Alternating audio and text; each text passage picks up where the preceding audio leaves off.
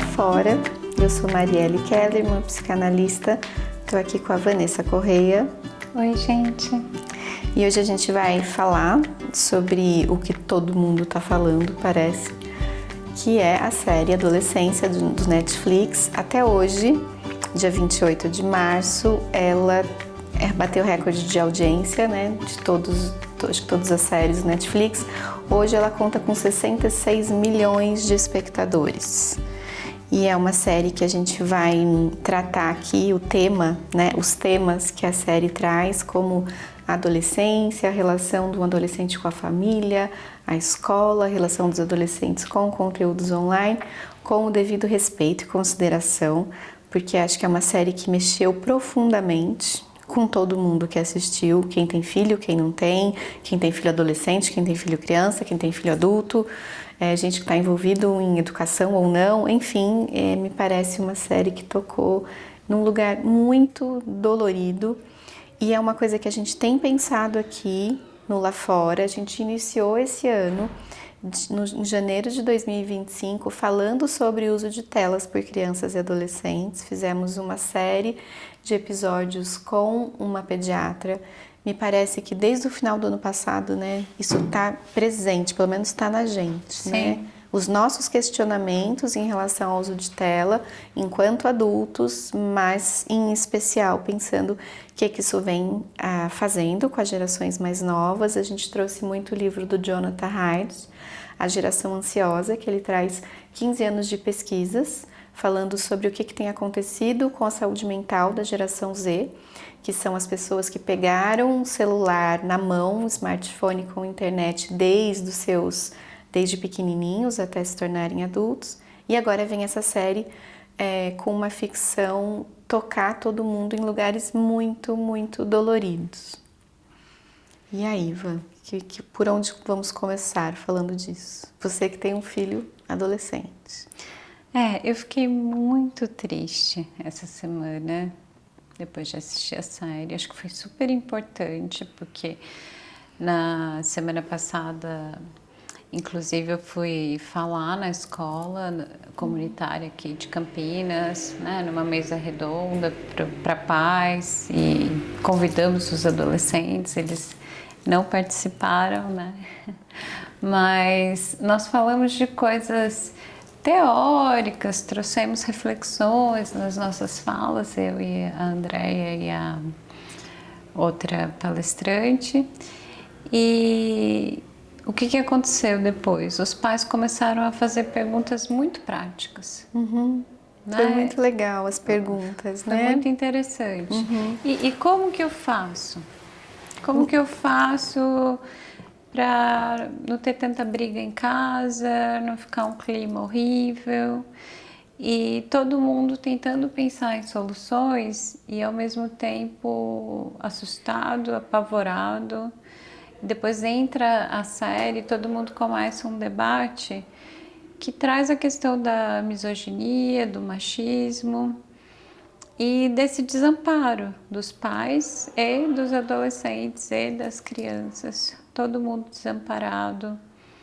Então, é o início de uma conversa, né, para muita gente já está pensando nisso faz muito tempo, mas agora eu acho que essa série fez um movimento super importante, que é de trazer um debate público. Quem assiste não sai ileso, né? Não. E que bom. E não pode mesmo sair ileso, né? Eu vi um texto que a Tati Bernardi postou essa última semana no Instagram, com uma legenda de um post, em que ela diz, assim, da alegria, né, que ela tem em ser roteirista, trabalhar com arte visual, mas ela quer dizer que, assim, a série conseguiu alcançar alguma coisa que a ciência, os livros, né, os educadores, os psicólogos, os psicanalistas não iam conseguir alcançar com essa força. Né? Porque com a série tem uma força em tão pouco tempo. E usando uma linguagem que chega, né? Não tem como não chegar. Então, só comentando um pouco mais sobre o que a Van está dizendo, ela foi falar numa escola a respeito do uso de telas, isso foi um pouquinho antes da série, né? Então, assim, telas tem muitos artigos científicos dizendo que o uso de tela aumenta sintomas de TDAH, transtorno de ansiedade, transtorno de depressão, etc e tal. Mas aí acabou a conversa, os pais começaram assim, tá bom, mas olha, se a gente está aqui na escola falando sobre as questões, nossas preocupações em relação ao uso de tela, a escola tem que estar envolvida para então dar menos lição e menos tarefa dentro do computador. Será que é o caso de voltar a tarefa para o livro e para o caderno? Então você vê que é um debate que precisa envolver, inclusive, do ponto de vista pedagógico, né, toda a organização da escola. Aí uma outra mãe fala, tá, mas vamos pensar, minha filha tem 10, 11 anos, todas as amigas delas têm WhatsApp, só ela que não tem. Como é que fica isso? Ela tá ficando de fora. Como Então, marcar um encontro, como fazer alguma coisa com os amigos. O bom e o mal misturado, né? Assim, as vantagens e desvantagens, como pesar nessa balança.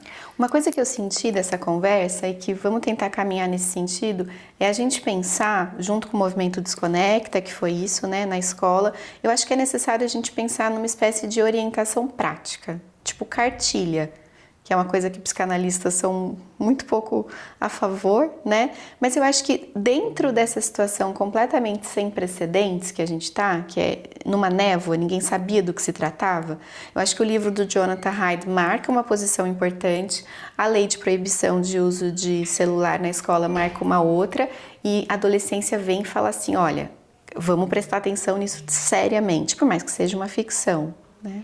É uma ficção, mas foi baseado em várias situações reais e você não se sente numa ficção, né? É completamente verossímil, é completamente possível imaginar uma situação daquela e falar, é possível, dentro de casa.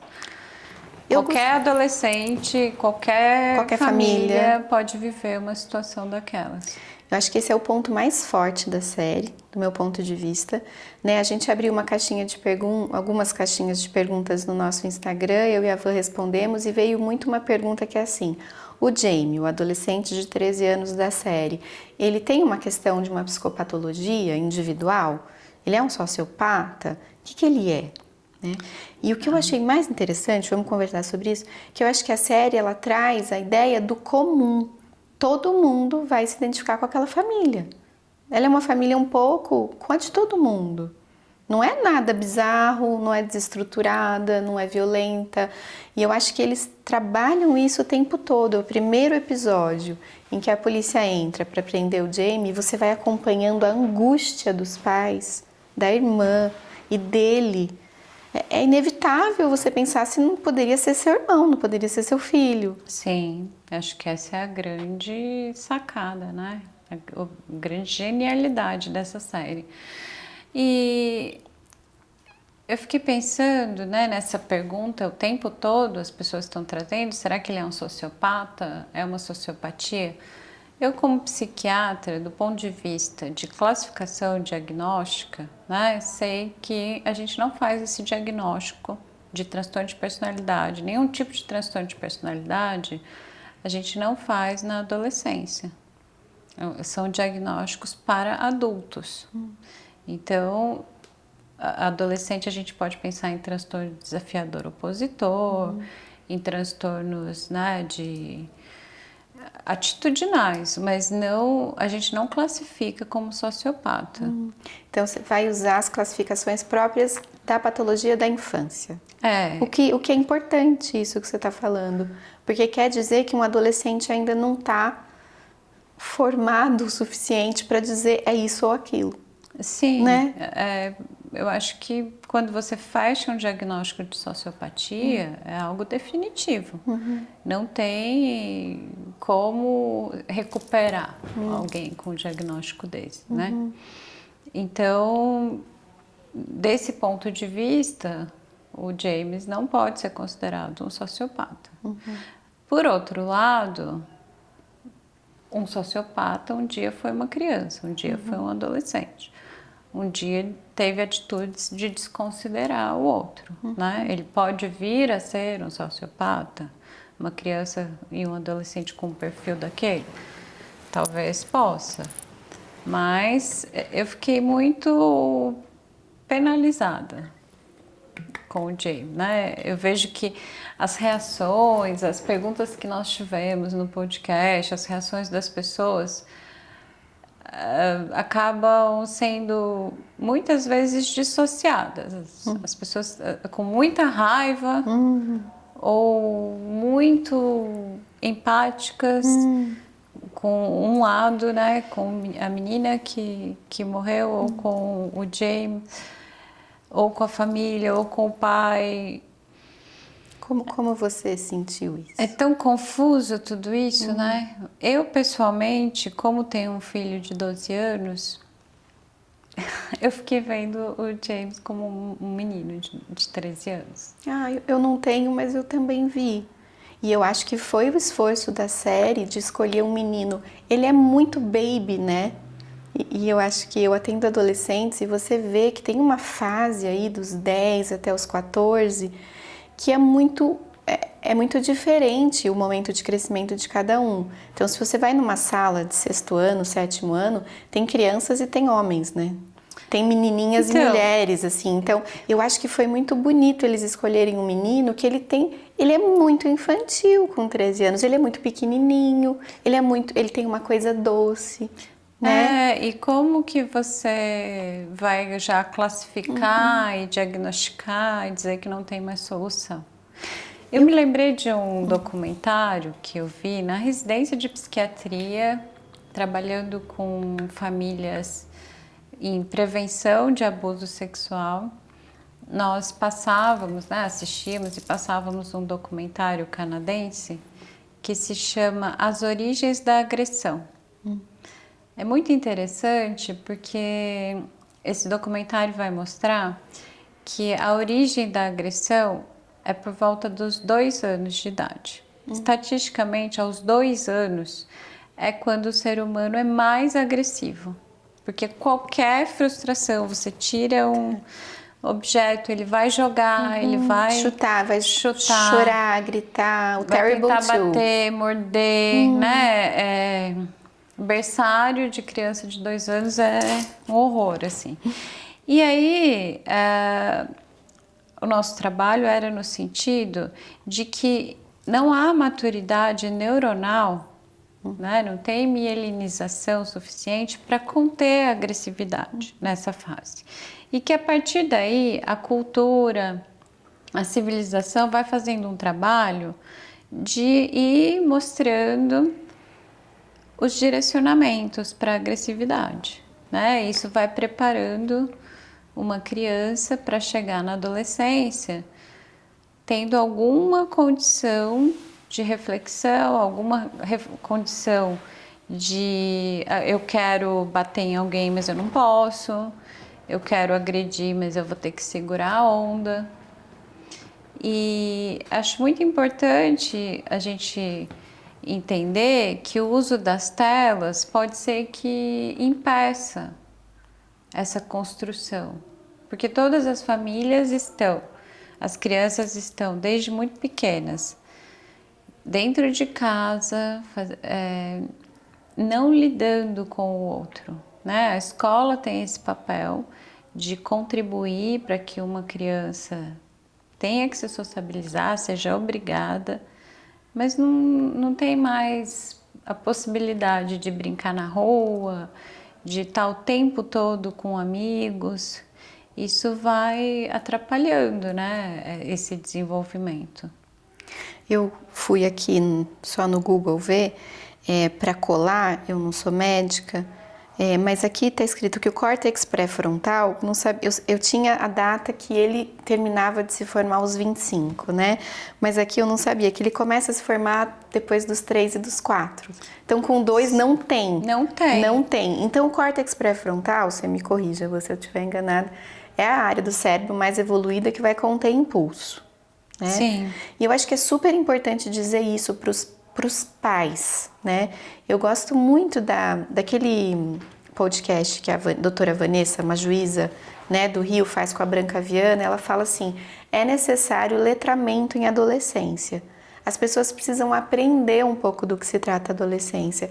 Porque o que eu vejo no consultório muitas vezes, com pais de adolescentes, é uma espécie de confusão completamente compreensível e legítima, que é assim: como que meu filho ou minha filha de 13, 14, 15 anos faz um debate no modo ONU lá e defende um ponto, argumenta, sabe ler inglês, sei lá. Adolescentes são inteligentes, os que têm uma boa formação. Sim. Como que ela consegue fazer isso e ao mesmo tempo ela dá esse chilique aqui, sei lá, quando eu falo pra ela que não pode isso? Porque sim, porque não tem cérebro pronto. Porque não tem a possibilidade nem física, né, de contenção desses impulsos. Então, na adolescência, né, depois dos... já começa com 10, 11 anos, eles começam a fazer... a gente começa a fazer conexões que antes não eram possíveis. Então, né, não existe Papai Noel, é minha mãe que coloca o presente debaixo da árvore... E se eu fingir que eu acredito, ela vai continuar me dando presente. Então tem um passo a passo, uma construção de pensamento, de causa e consequência, que antes eles não conseguiam. Que vai ficando fazer. muito mais sofisticada, muito né? mais complexa. Ao mesmo tempo, eles vão percebendo as falhas do sistema, né? Se eu olhar assim, acontece isso. Se eu falar a verdade, acontece isso. Se eu falar mentira, acontece aquilo. Então, eles vão adquirindo armas, vamos dizer assim, para o convívio social e que, se forem usadas para atitudes desafiadoras, opositoras, o tempo todo, para manipular, para distorcer a realidade, vão sendo exitosas e eles vão aprendendo que eles podem ficar nesse lugar, né? Isso faz deles pessoas malvadas, sociopatas? Não. São experimentações.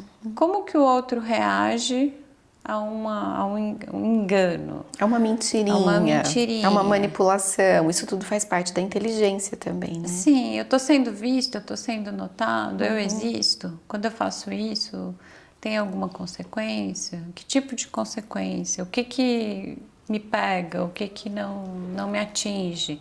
Tudo bem ficar sem isso, mas não é tudo bem ficar sem aquilo. Eu gostei muito quando você falou de ver o Jamie. Para mim, na minha experiência, eu assisti a série e eu senti como todos são vítimas. A menina morta é a vítima, lógico, mais evidente, mas o Jamie é uma grande vítima. A família é uma vítima, a escola é uma vítima. O final da série, para quem está nos ouvindo ou assistindo, vai ter spoiler, a gente vai contar um pouquinho, né? Não é nosso objetivo, mas para a gente poder ficar em paz com isso e poder comentar tranquilamente. Então, se você ainda não viu, quiser assistir a série e depois voltar, mas se não, fique aqui. Eu senti muita angústia nas cenas da escola, muita. A minha sensação foi uma desorientação. Ninguém sabendo o que fazer. Assim. Eu achei genial tudo, né? Todos os... cada pedacinho é muito simbólico e se desdobra em infinitas possibilidades. Mas toca um alarme, não sei, de incêndio? De incêndio, de treinamento de incêndio, Toca um alarme... os policiais, que são as autoridades máximas, chegam para perguntar, para inquirir. Numa investigação séria. Toca um alarme falso, não há um incêndio real. E todo mundo tem que sair, porque ninguém sabe se o alarme é falso ou não. Eu achei isso genial. E a autoridade ali é autoridade zero, né? Eles falam puta merda, tipo, né? Agora que eles iam conversar. E todo mundo tem que sair, inclusive os policiais. Todo mundo se mistura, tá no mesmo lugar, na mesma condição. Tem uma briga de uma menina que é amiga da personagem que morreu. Ninguém consegue conter, entender o que está acontecendo. Não tem escuta. É uma confusão. Eu acho que aquela cena é tão emblemática de como a gente está vivendo, os adultos e as crianças. Desorientados, né? Desorientados e o alarme é falso. Então, assim, a gente pode contar que o alarme é falso? O alarme é sempre falso? E se não for falso? Exatamente. Então, a gente sai correndo e o alarme é falso. A gente não faz nada e o alarme é verdadeiro, como foi com a família do James, né? Devem ter tido muitos alarmes e depois no último episódio os pais vão conversar. Ah, mas ele já era agressivo, lembra? Ou seja, teve muitos alarmes que não foram socorridos. Que não Até foram que ouvidos. aquela situação realmente não era um alarme falso. Tanto que o pai pensa que é um alarme falso. Sim, porque ele acredita. Foi um engano, né? Sim. Foi um engano. Então, eu acho que cada pedacinho, e quando eles põem essa cena do alarme, eu achei assim, nossa, né? É porque o policial não tem nenhuma autoridade ali, né? Eu acho que essa série, quando a gente pediu ali no Instagram para as pessoas falarem, surge um pouco essas ideias assim. Essa série é sobre o quê? Ela é sobre adolescência, ela é sobre um crime, ela é sobre o uso da internet, ela é sobre os incels, os red pills, sobre o que ela é. Eu acho que essa série fala de uma desorientação de todos. Todos estamos num barco sem saber para onde a gente está indo, né? Mas ela fala, pelo menos no último episódio, que para mim foi muito difícil de assistir. Eu dormi algumas vezes, eu tive que fazer um exercício de... vou anotar. Sobrevivência, aquele último episódio. Eu achei difícil de aguentar, assim. O que eu achei mais difícil de aguentar no último episódio foi aquela família, né? O último episódio se passa 1 ano depois da prisão do Jamie, é aniversário do pai de 50 anos, e é uma manhã em que aquela família tá tentando muito artificialmente fingir que a vida tá normal. E aquilo é muito sofrido. Eles não conseguem encontrar o que fazer, Não é possível. Eles não sabem se eles tomam café, se eles vão limpar a van que foi pichada, se eles vão no cinema. Tudo parece uma artificialidade estranha diante daquela situação, né? E ela fala para ele, né? Os pais conversam, ela fala, a gente tem que sobreviver a isso. E ele fala, e se a gente não sobreviver? Eu achei muito difícil de aguentar esse último, mas eu fico pensando que essa série fala de uma experiência de desorientação de todos, mas que se tem alguém que deveria ou que tem que se responsabilizar por algo são os adultos, né? Porque as crianças estão perdidas, elas estão ali à deriva, é essa experiência que ele traz, né? E eu gostaria, não sei se você tem alguma coisa para falar antes. Eu conversei esses dias, andei conversando com meu filho de 12 anos. E eu tô ouvindo muita coisa sobre essa série, até pra gente gravar, né? E eu ouvi 2 pessoas falando isso, ele e a Millie Lacombe naquele... Reparação histérica. Como esse nome é bom. Excelente, fantástico. Mandaram muito bem, gostei muito do diálogo delas. Mas eu vou contar o que o meu filho falou, né? Eu perguntei pra ele o que é um homem. E aí ele falou assim, ficou um pouco sem graça, ele tem 12 anos. Ele ficou um pouco sem graça, falou, você quer saber o que é, assim, no senso comum? Ele não usou esse termo, mas o que as pessoas acham? Eu falei, sim. O que as pessoas acham? Quer dizer, ele estava disfarçando que não é o que ele acha. E aí ele falou assim, um homem é uma pessoa adulta, forte, musculosa e que tem poder. Aí eu falei, e o que é ter poder? Ele falou, um leão, por exemplo, ele manda todo mundo ficar quieto, ele que tem poder na floresta.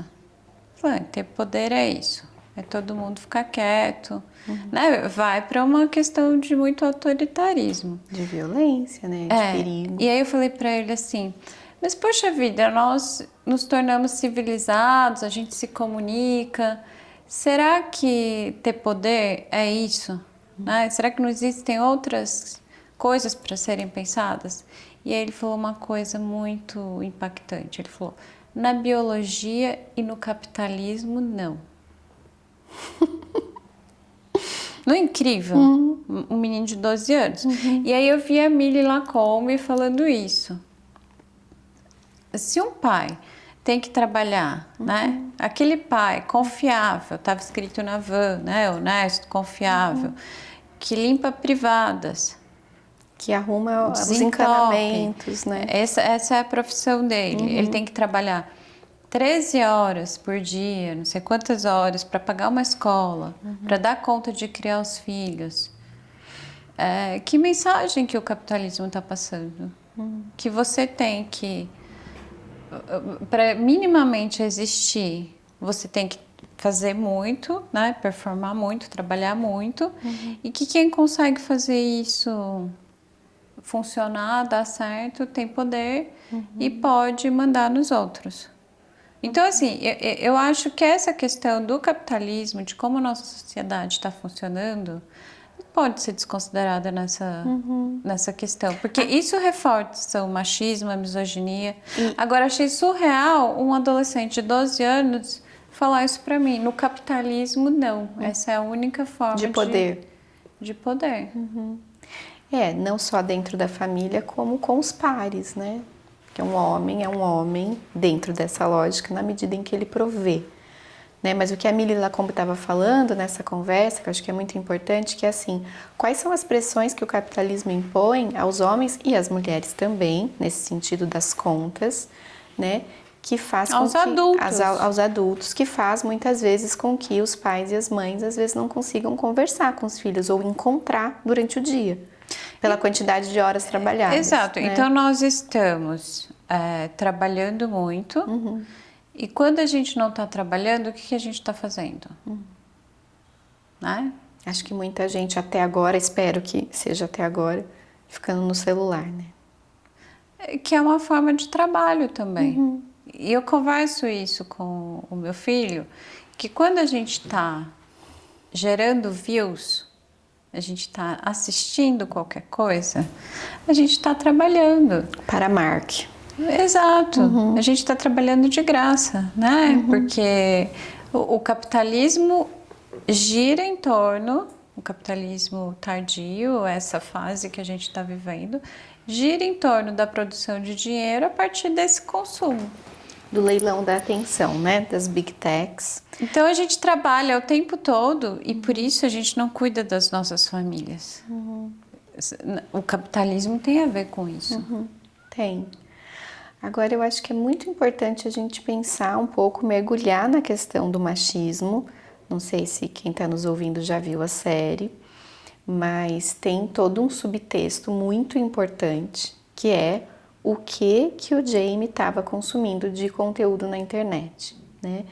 E aqui, se você não sabe o que são incels, o que são red pills, eu vou fazer, assim, um pedido, uma insistência que as pessoas vão atrás para ouvir. A gente vai contar um pouquinho, mas eu acho que é diferente você ter contato, né? E eu vou falar uma coisa aqui que eu falo há muito tempo e que é uma postura minha que eu acho que pode ser até um pouco chata, mas com essa série Adolescência eu me senti mais autorizada a falar.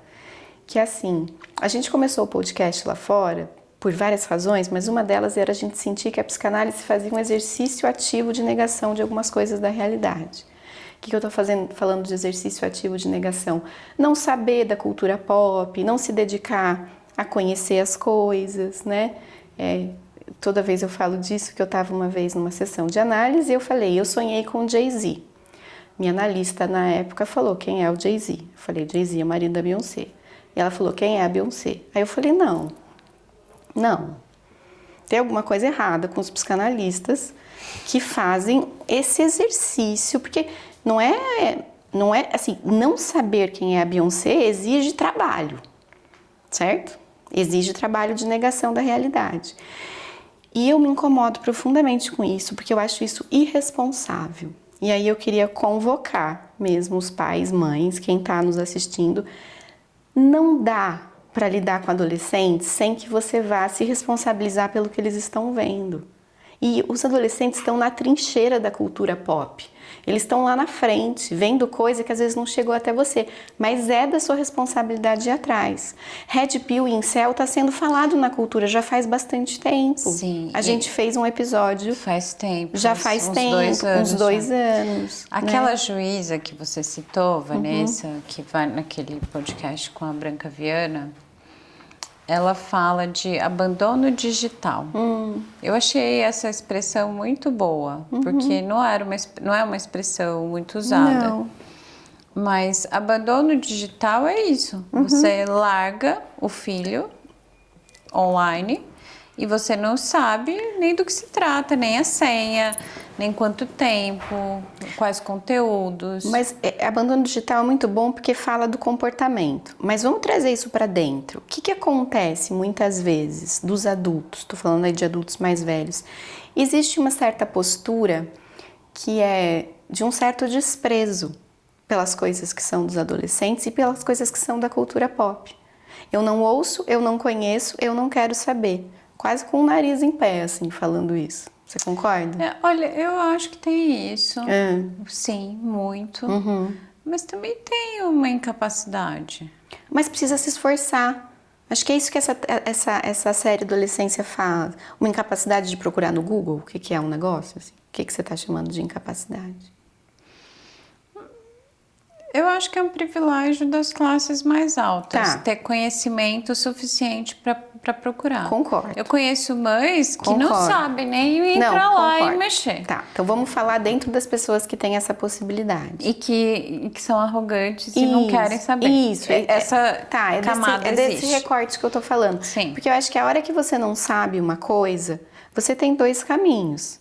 Você fala, tá bom, eu não sei, e eu fico aqui no não sei, ou eu não sei e eu vou procurar. E isso exige trabalho ativo.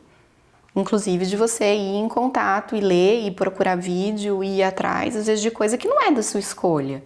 Tipo, ai, que chato, vou ficar ouvindo lá o Thiago Schultz, que é o cara do Red Pill no Brasil. Pô, é difícil, mas eu acho que é necessário.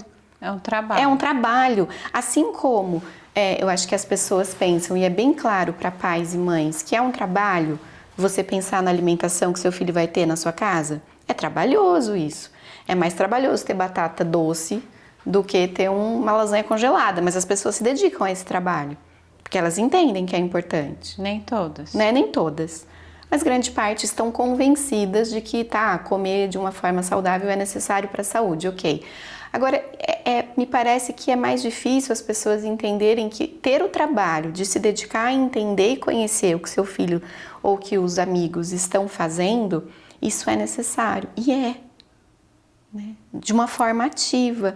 Eu fiz isso no consultório essas últimas semanas, uma coisa que os psicanalistas não fazem e que a cartilha diz para não fazer, mas eu achei que era necessário. Eu coloquei a pauta para os meus pacientes adolescentes. Eu falei, vamos conversar sobre isso. Você sabe o que são incels? Você sabe o que é Red Pill? Você está ouvindo falar sobre a série Adolescência? Vamos conversar. Como que é isso na sua classe? Já vazou foto de menina pelada na sua classe? O que aconteceu? Você sabe que você não pode ter esse material no seu celular? Vamos falar disso. Né? Com uma pessoa, acho que a partir dos 12 anos você tem que conversar disso, porque isso começa a acontecer. Sim. Né? E eu acho que os pais ficam muitas vezes num lugar de isso não é da minha conta, ou eu não conheço, ou eu não sei. Tem que ouvir, tem que ver, tem que ouvir a música. Isso não é só para supervisionar, é também como medida de segurança. Mas é para entrar no mundo. Né? Ontem para poder conversar, é para ter diálogo. Ontem né? eu tava com meu filho, eu falei, vamos pôr uma música pra gente ouvir? Aí ele falou, pode pôr. Aí eu falei assim, o que você quer ouvir? Aí ele falou assim, posso te falar uma coisa? Aí eu falei, pode, claro. Ele falou, as músicas que você ouve eu não gosto muito. Porque eu sempre ponho MPB, não sei o quê. E eu achava que ele gostava de Queens, sei lá. Eu falei, e que música que você gosta? Aí ele falou, eu gosto de uma música que chama Pipó Pipó. Eu nunca tinha ouvido falar, né? Não sabia nem do que se tratava. Aí eu falei, então vamos ouvir Pipó Pipó, vamos ver como que é e tal. E aí pusemos a música, super bonitinha, mas é uma música em japonês. Ou seja, isso. Aí eu falei, vamos procurar então o que é Pipó Pipó, vamos entender essa música. E aí fomos pesquisar sobre a música e fala sobre amor, sobre sentimento. Mas Pipó Pipó é uma onomatopeia. É assim, o que eu sinto? Pipó, pipó. O que eu penso? Pipó, pipó. É tipo, é uma coisa um barulhinho. assim. E imita um som eletrônico. Então, vai falando de cenas cotidianas, de sentimento e vai fazendo esse pipó, pipó. Mas assim, achei muito simbólico também, porque o que eu sinto é tatá. Pipó, pipó. É um barulhinho. Então, quando você ouve essa música, que só um adolescente de 12 anos poderia ter a capacidade de te apresentar, de novo, eles estão lá na frente, na trincheira da cultura pop, coisa que você nunca iria passar no seu radar. Eu vou falar, não, tem que ouvir Caetano Não, Veloso. aí quando você ouve isso, você tem como conversar com ele, né? Sei lá, se ele quiser aprender japonês, não sei, né? Você vai conversando. Acho que é uma coisa, é tão óbvio, mas não é. Então, acho que é importante falar. Tira o fone e ouve uma música junto no carro. Conversa sobre isso. Né? Se dedique a ouvir o que seu filho gosta também. E eu acho que essa arrogância que você está falando, que é uma coisa que eu sinto, que eu também tive em muitos momentos, e agora que eu estou aprendendo, é assim, não, isso daí... Isso é menos. Eu não vou ouvir. Vamos ouvir Chico Buarque agora. Exato, isso é menos, isso não importa, ou isso é muito inferior, ou eu adulto, ou eu mais velho, que sei, então não vou considerar aquilo que você está me falando, né? E assim, a cultura é o lugar de conversa. Eu gosto muito de Lineker, ouço com meus filhos, eles sabem cantar todas as músicas, e um dia desses eu falei pra eles, mamãe vai no show da Lineker. Eles, do Lineker? Eu falei, dá. E tivemos a chance de conversar sobre o que é uma pessoa trans, com uma criança de 6, 7 anos. Meu filho falou assim, mamãe, é tipo uma reviravolta? Falei, pode ser uma reviravolta, amor, mas as pessoas acreditam, o que elas dizem é que elas sempre se sentiram num corpo diferente. Então, é uma chance de conversar. Então, mas eu fico pensando, assim, que, né, uma pessoa com uma formação, eu sou psiquiatra, tenho a formação em psicanálise, você, uma psicóloga, tem a formação pela Sociedade Brasileira de Psicanálise e tal, não sei o quê, todo esse lastro, e a gente está aprendendo a cada dia. E assim, em muitos momentos horrorizadas, em muitos momentos sem saber o que fazer. Porque senão fica uma coisa muito assim, a gente já sabe o que fazer. Claro, concordo. E as outras pessoas não sabem. Mentira, a gente tá patinando, apanhando com tudo isso. E aí me veio uma pergunta que as pessoas fizeram na nossa caixinha de pergunta do podcast, no Instagram, se os pais estão em negação. Eu fiquei me perguntando, do ponto de vista psicanalítico, que conceitos psicanalíticos que dariam conta do que aconteceu na série, né? Do que aconteceu na série e do que está acontecendo enquanto sociedade. Porque eu acho que negação, né? Eu tô vendo um fenômeno e tô fingindo que não tô vendo. Pode até ter uma parcela disso. Mas tem uma outra parcela que é de realmente não ter aparelho psíquico. Concordo. É antes de negação.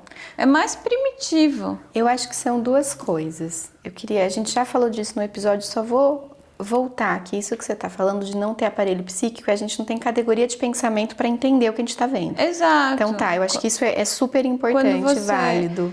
Traz o exemplo das caravelas, né? Que os índios não viam. Isso. Não é que eles não tinham, né, capacidade visual do ponto de vista orgânico, mas eles não viam porque eles não tinham registro.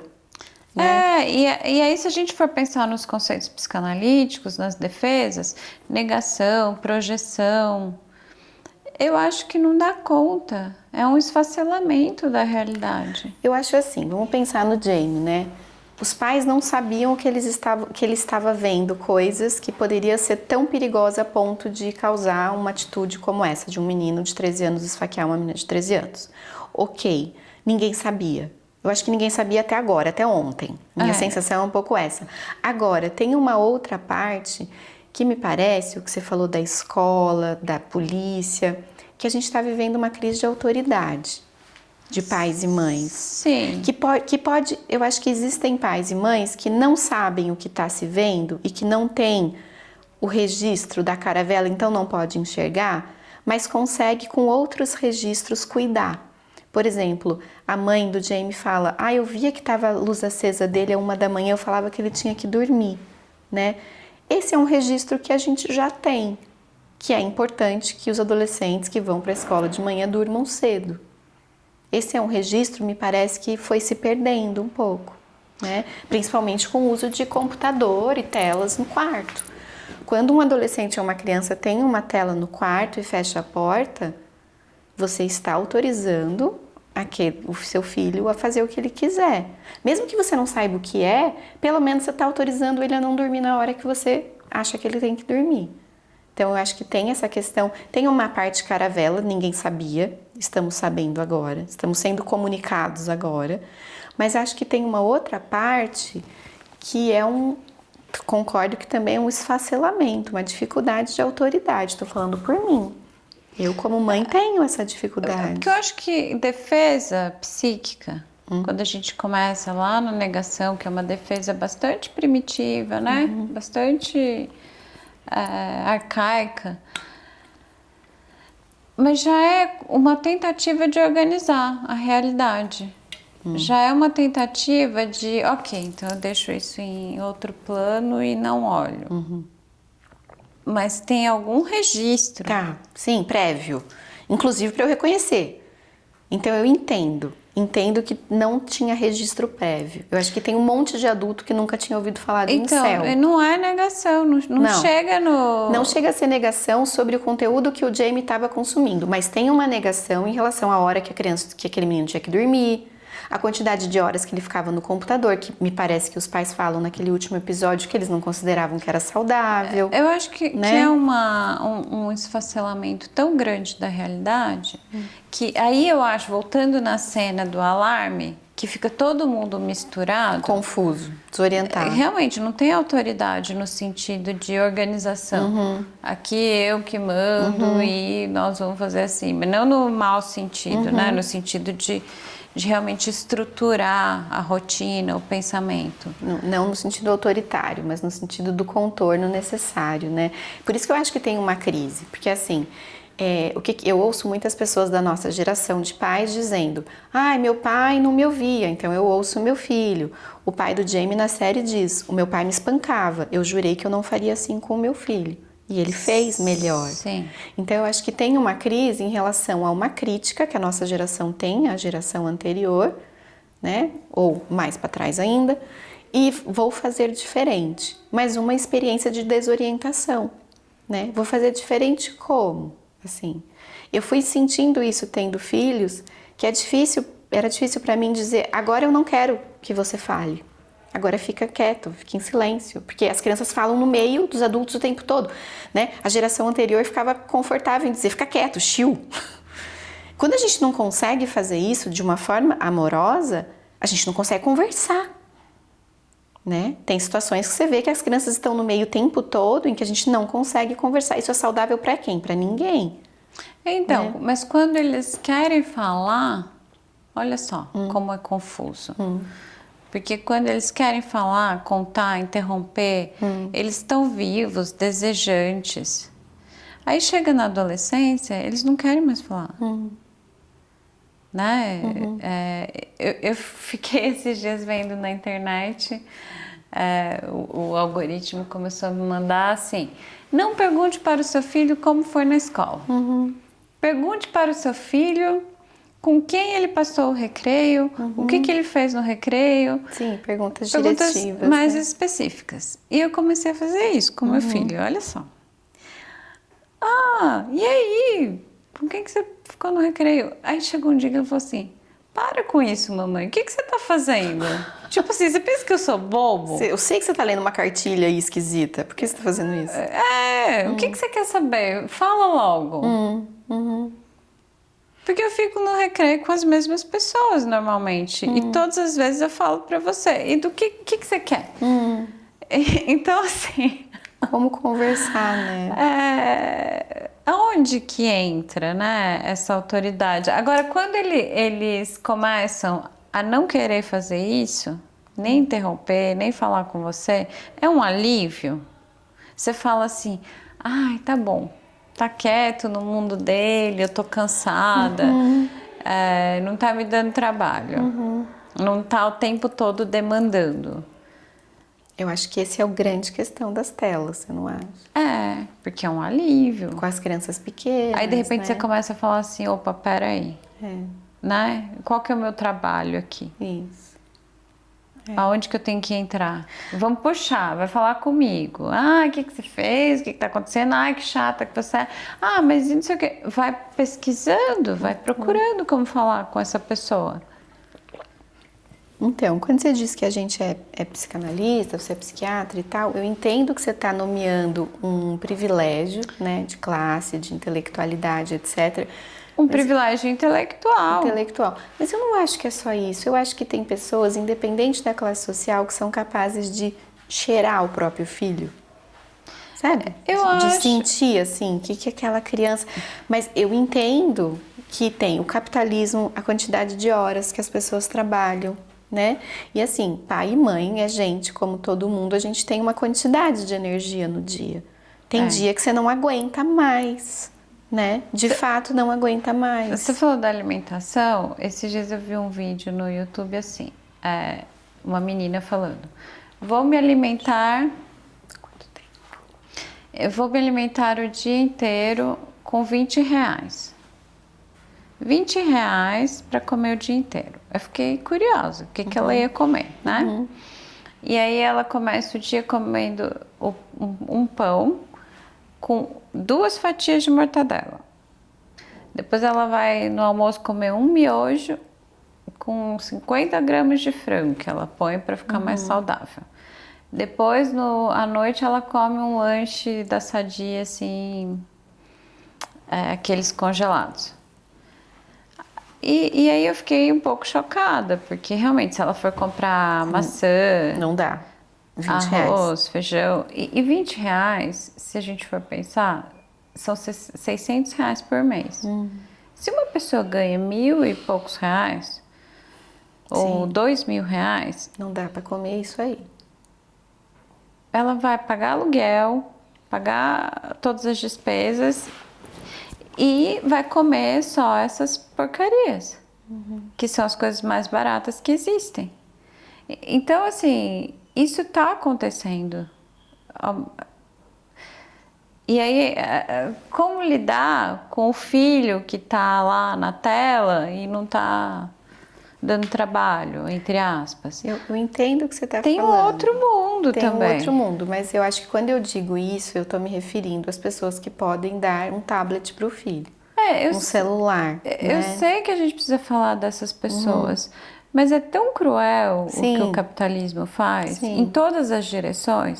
E mais cruel as pessoas sempre mais com menos privilégios. Mas quem poderia, quem tem o privilégio de dar um tablet, que poderia ter atenção, é estimulado, então precisa ter mais. A escola precisa ser mais cara, melhor. Está no mesmo barco de falta de tempo, É lógico que, né? Pensar no Titanic, salvaram a primeira classe. Mas eu não sei se é uma analogia possível, mas eu fico pensando assim, que uma coisa importante que está todo mundo pensando, eu acho que é importante a gente repetir isso nos episódios sobre a questão da infância e telas. A gente falou bastante assim, tá com falta de tempo, não tá conseguindo brincar, tem questões urbanas, você mora num apartamento, é um filho único, tem muitas questões que dificultam que a criança tenha, vamos dizer, o melhor cenário possível, tem irmão para brincar, tem amigo, tem tempo, etc. Ok, no pior cenário possível, tira o celular e o tablet, é ainda melhor.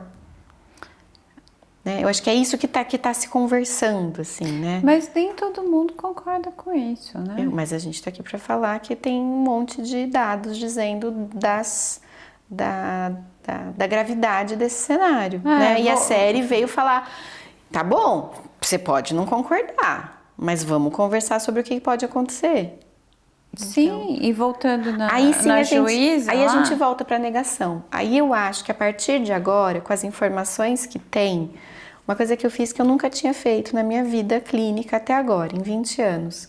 Eu gravei um áudio enorme, pedi desculpa, mas não dava para falar pouco, e mandei para todos os pais de adolescentes e para pacientes jovens que trazem questões de sofrimento em relação à rede social.